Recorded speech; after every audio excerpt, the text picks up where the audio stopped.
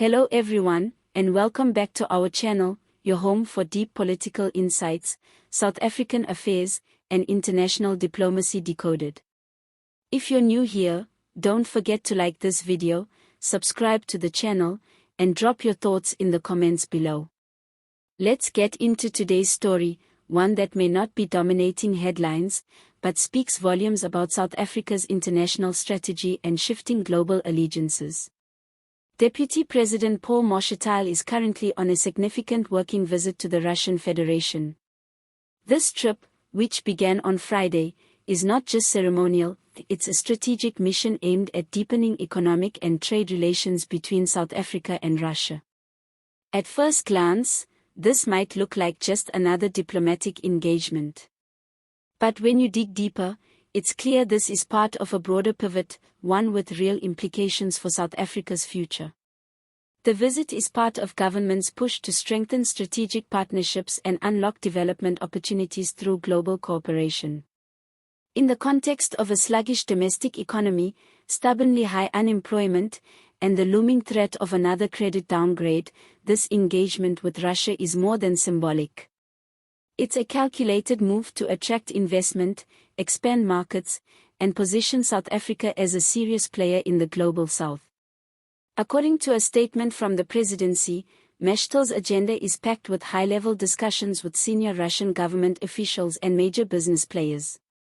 Talks are expected to center on expanding trade volumes, boosting infrastructure investment, and exploring new opportunities in energy, agriculture, and mining, three sectors that are not only crucial to our economy but also deeply affected by global supply shocks.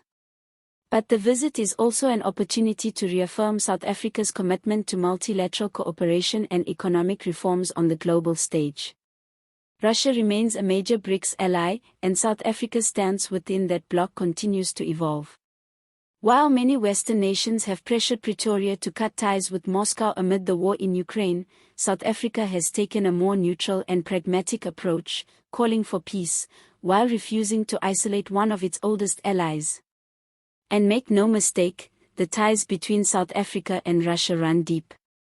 Back during apartheid, the Soviet Union provided significant support to the ANC and the liberation movement. Fast forward to today, and those historical bonds are being translated into diplomatic and economic collaboration. What Mashatile is doing now is laying the groundwork for stronger, long-term partnerships that serve South Africa's development interests first. His itinerary includes business roundtables, strategic meetings, and site visits to explore areas for investment cooperation.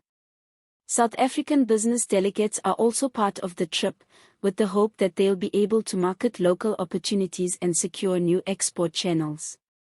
This is especially crucial as South Africa struggles with a weak rand, high import costs, and sluggish domestic demand. It's no coincidence that this visit comes shortly after other high-level exchanges between South Africa and BRICS nations. Pretoria is deliberately reinforcing its South-South cooperation agenda, looking to China, Russia, India, and Brazil for economic diversification and global solidarity. With the West increasingly fragmented, and with trade tensions still simmering, this approach is part of a broader strategy to build resilience. But we also have to talk about the elephant in the room, geopolitics. South Africa's relationship with Russia is controversial in some circles, especially in light of the Ukraine war and the increasing sanctions imposed on Russia by the West. However, South Africa has taken a non-aligned stance, refusing to get caught up in global power struggles while prioritizing domestic development. This neutral stance may anger the West, but it positions South Africa as a potential mediator, a country that can talk to both sides. And more importantly, it keeps doors open for trade, energy deals, and diplomatic influence. For a developing country facing mounting debt and slow growth, this kind of strategic flexibility is not just smart, it's necessary. Energy is one of the biggest items on the agenda.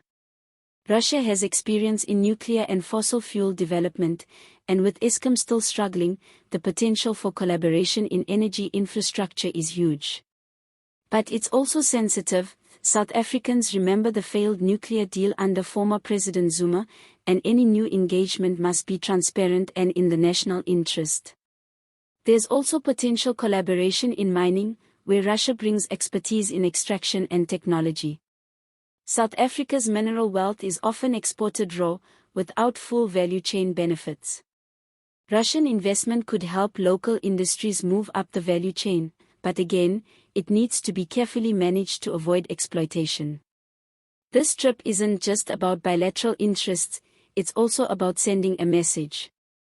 South Africa is signaling that it's open for business and not afraid to engage with partners outside the Western orbit. That's important in a global economy where alliances are shifting and emerging economies are asserting themselves more boldly. Let's not forget, Russia is being isolated by the West, but it's still a major global player. It has vast energy reserves, technological capabilities, and a growing influence in Africa. By engaging with Moscow, South Africa is aligning with a broader continental trend, where countries are increasingly seeking out alternatives to Western-dominated financial systems and trade routes. Of course, this doesn't come without risks. There's always the danger of getting caught in the crossfire of global sanctions or compromising our own foreign policy independence. That's why transparency and clear reporting will be essential when Mashatile returns. A full report is expected to be presented to the presidency and relevant cabinet structures, and South Africans will want to see tangible results, not just photo ops. In the end, this visit could be a game changer if managed correctly. It could boost exports, attract foreign direct investment, and help position South Africa as a diplomatic bridge in a divided world. But it will require careful navigation, accountability, and a commitment to putting national interest above ideology. So, what do you think? Is South Africa right to pursue deeper ties with Russia in today's climate? Will this bring the economic benefits we need, or is the government risking too much by aligning with Moscow at such a contentious time? Let us know your thoughts in the comments below. If you found this analysis insightful, make sure to hit the like button, subscribe to stay informed, and share this video with friends and family who care about South Africa's future. Thank you for watching, and as always, see you next time.